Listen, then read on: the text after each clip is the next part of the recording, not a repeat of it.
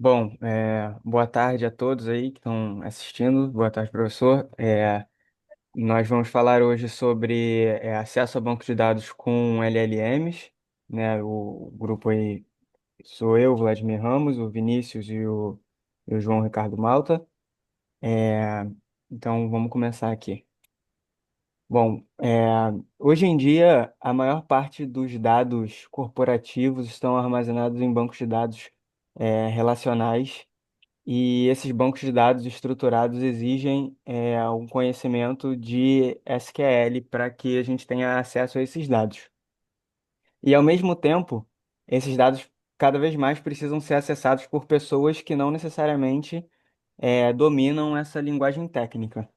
E aí, atualmente, com o surgimento das LLMs, elas chegam como uma ponte, né, podendo fornecer essa ponte entre o mundo da linguagem natural, né, que todo mundo entende, com os bancos de dados estruturados, o que facilita, né, e amplia o acesso do uso de dados, dentro dessas organizações.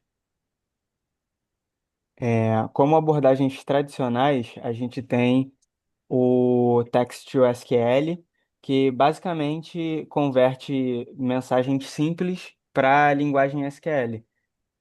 Mas ela tem muitas limitações de raciocínio e contexto limitados, porque ela funciona basicamente com frases, né, e perguntas que tenham traduções literais para SQL, em termos como, posso citar, que a gente consegue traduzir automaticamente um where. Então, você quer procurar usuários que tenham idade, tal. E aí isso é facilmente traduzido para uma query em SQL, mas quando a gente começa a complicar um pouco mais essas perguntas, esses modelos de text to SQL padrão têm bastante dificuldade. E aí, com a evolução das LLMs, a gente passa a ter capacidades utilizando coisas como o Feelshot, o RAG e o Chain of Thoughts, que seria o few shot, basicamente o fornecimento de exemplos de como se trabalhar naquela base de dados. O RAG seria a combinação, né, de dados externos para ajudar no raciocínio, e o Chain of Thoughts seria uma forma de decompor o raciocínio complexo em raciocínios mais simples, né, uma corrente de pequenas coisas. Dessa forma, a gente consegue, ou com engenharia de prompt, ou com fine-tuning, fornecer a esses modelos de LLM a capacidade de acessar os dados de maneira mais correta.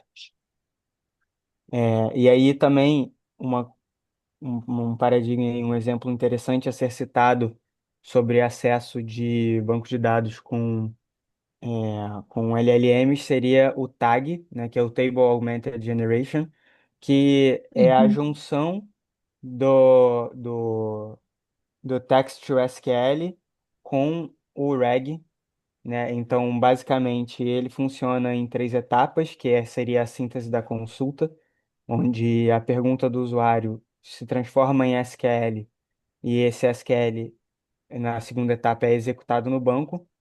E aí, esses dados respondidos, né, pela consulta SQL são utilizados como contexto adicional para gerar uma resposta. Então, diferente do RAG, onde a gente busca esse contexto adicional de documentos que estão em bases vetoriais, esse tipo de coisa, com o tag a gente consegue fornecer esse contexto adicional para LLM, utilizando dados que estão salvos em bancos estruturados, né, bancos relacionais. Uma alternativa que foi criada como evolução aos RAGs foram os SQL Agents. Então, qual é a ideia? Ao invés de você só mandar um texto em linguagem natural, igual você faz com o GPT, esses agentes são capazes de ver o resultado que foi gerado, aí eles refinam a query baseada nisso. Assim, eles conseguem ir retirando partes necessárias até chegar na query perfeita e o mais otimizada possível. Então fica nesse ciclo de você pergunta, aí depois tem execução, aí ajuste, aí depois olha a pergunta de novo para ver se chegou no resultado desejado, se veio tudo. E é bem interessante esse método. Ele pode ser implementado já em algumas linguagens, como Python, utilizando LangChain, que é uma ferramenta para você conectar modelos de machine learning, de LLM, a contexto do seu próprio banco de dados, das suas aplicações e modificar. E umas dificuldades principais que são enfrentadas. Pode passar, Vlad.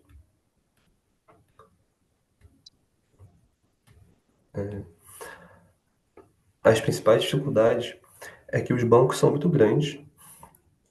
Hoje em dia, tem vários bancos, como a Petrobras, por exemplo, que tem diversos bancos espalhados, e o contexto deles é muito grande. Então, às vezes, a pessoa que é experiente já sabe exatamente onde está tudo.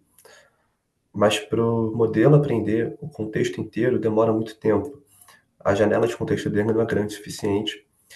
E isso é um dos maiores problemas atualmente, porque a gente tem que dar um jeito de reduzir o contexto para pegar somente o que é necessário. E esse grande contexto também gera um grande raciocínio para quando você quer fazer uma query muito complexa, que consulta várias tabelas simultaneamente, faz vários joins, porque são vários contextos de uma vez só. Isso, além do fato de que, às vezes, alguns bancos estão em um tipo de SQL, por exemplo, você pode ter um banco em Oracle, e você pode querer fazer a conexão, alguma coisa que está no banco em Postgre, e tem outro que pode ter isso no Snowflake, e isso gera uma grande quantidade de micro mudanças na forma como a linguagem é feita. Às vezes na query, às vezes na hora de, por exemplo, criar um índice. É uma coisa que é muito diferente. Entre outras pequenas consultas e filtros que você pode fazer. Então, um ponto importante para essas ferramentas é que antes da gente dizer que o modelo entende de banco de dados, né, a gente precisa testar. E aí que entram os benchmarks. Eles servem como provas para padronizar, para medir o quão bem os LLMs conseguem interpretar uma pergunta e transformar isso em SQL, para ver se o SQL está certo ou errado. Existem os benchmarks mais simples, em ambientes mais limpos, e outros mais complicados, né, com ruído, ambiguidade e múltiplas etapas. Aqui a gente trouxe alguns desses benchmarks, né? Começando pelo mais clássico, a gente tem o Spider 1. Foi desenvolvido pelos pesquisadores da Yale University.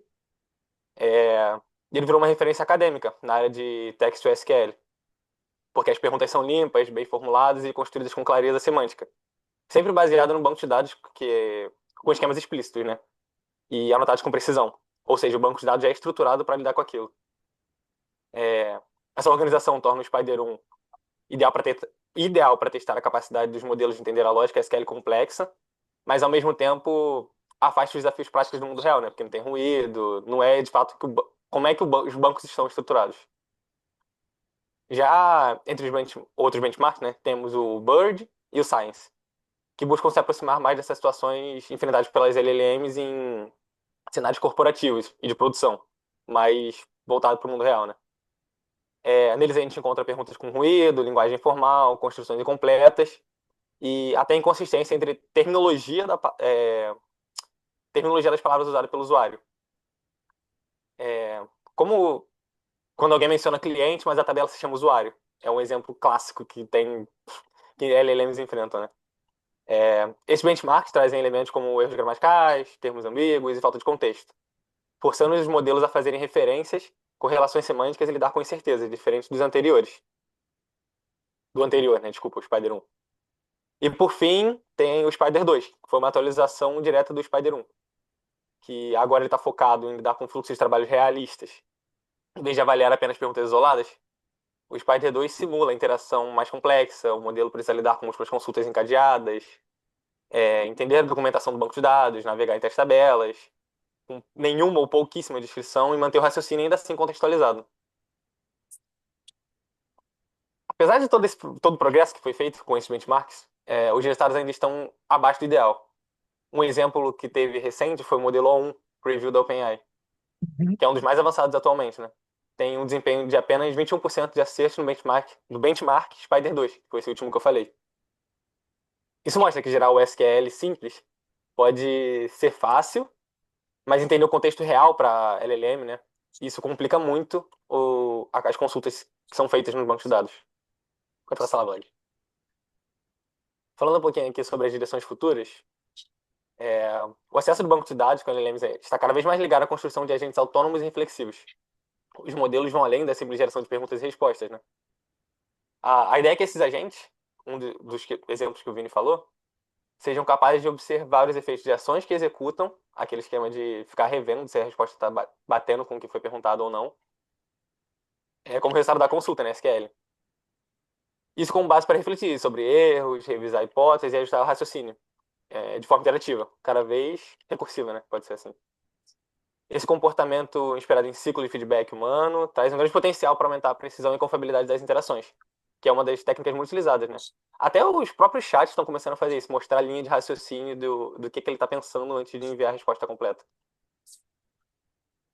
É, Além disso, para que esses agentes sejam realmente úteis em cenários do mundo real, né, é essencial que eles operem com o máximo de contexto possível. Isso inclui não apenas a estrutura do banco de dados, mas também o código-fonte do projeto, a documentação técnica e os metadados das tabelas. Isso ajuda na consulta que eles estão fazendo ao banco, a gerar a consulta, né? E qualquer outro material auxiliar que possa vir ajudar nessa consulta. Esses elementos fornecem pistas semânticas que ajudam a LLM a montar uma query mais sensata, pode-se dizer assim. Consultas mais precisas, alinhadas e com a intenção dos usuários, com a prática da aplicação. Então, o futuro é mais essa ideia de conseguir estruturar melhor e manter, dar mais dados, né, de metadados, documentação, código de projeto. É basicamente dar mais ferramentas para ele conseguir montar uma query correta, por assim dizer.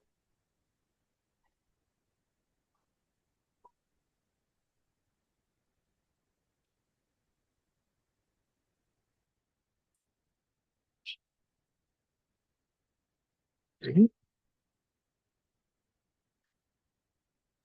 Mais alguma coisa? Oi. Acho que não, professor.